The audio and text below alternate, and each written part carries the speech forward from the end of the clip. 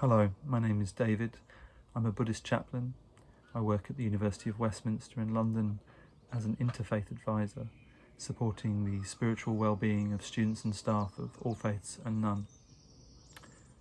I've been pondering the benefits of learning something new every day as part of the 5 ways to well-being, and I have some thoughts to share about how this can support and be informed by Buddhist teachings and practice. I imagine you may be familiar with the feeling of being captivated by something, whether that's the elegance of a dance, the taste of fresh bread, the sound of an unfamiliar musical instrument, the nuance of a scientific theory, or the courage and perseverance of a fellow human being. Sometimes these striking experiences encourage us and we sign up for a dance class, buy a beginner's guide to physics, or try our hand at making sourdough bread. Through the learning experience, we encounter obstacles. Sometimes we might skip right past them, uncovering a natural talent and flair that we never knew we had before.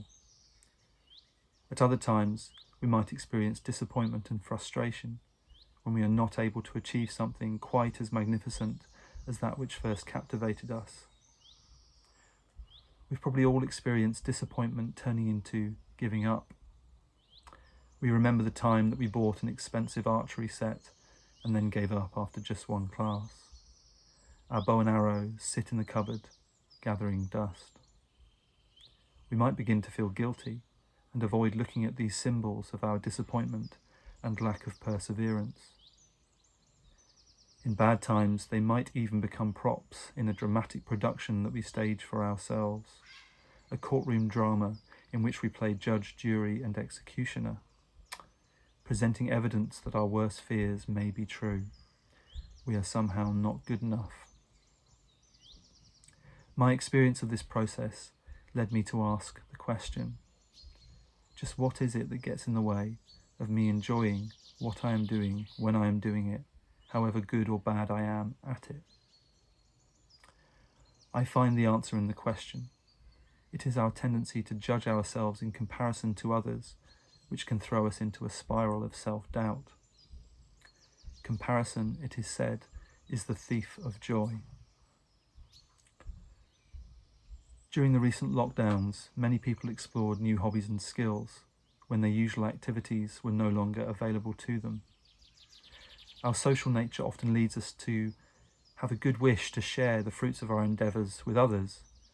But I don't know about you, but when I saw people sharing videos of their new abilities and achievements, I often compared myself to them, or even felt jealous. These responses are considered to be afflictions in the Buddhist teachings, but they are not afflictions that we need to feel guilty about. We don't need to hide them away in the cupboard with the bow and arrow, or sweep them under the rug.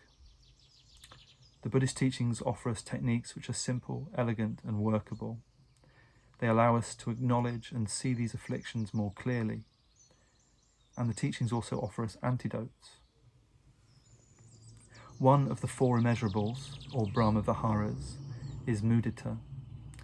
This Sanskrit term is often translated as joy or boundless joy. It can also be taught to mean joy in the success of others. When we notice jealousy or envy arising, we can apply mudita. Buddhist nun and teacher Pema Chodron says we can even fake it to begin with. We can ignite our bodhicitta, the loving kind nature of our own hearts, with prayers and aspirations, or simple intentions that we put into our own words, wishing others to experience success, delighting in their success. We can at least try, even if we don't feel we are truly rejoicing in the success of others. Something might start to shift. We might learn something new. The Buddha teaches us that we have what we need already, that we are basically good, and that our confusion and suffering arises from attaching to the idea that to be whole, we must acquire something new.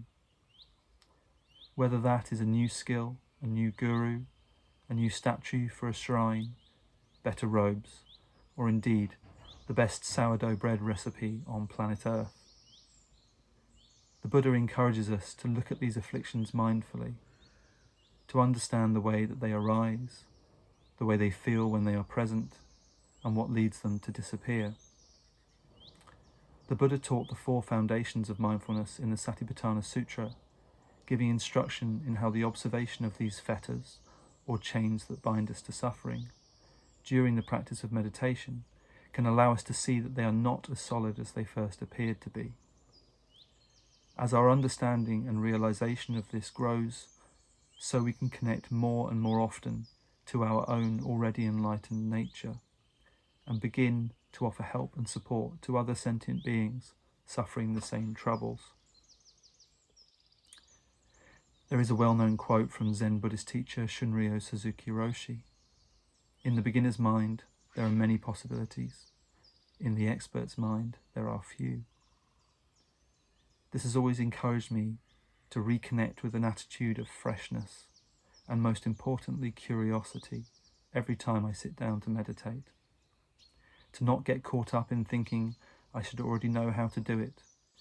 His Holiness the Dalai Lama inspired many people when he responded to an earnest question from an audience member with a very particular kind of wisdom. He said, "I don't know."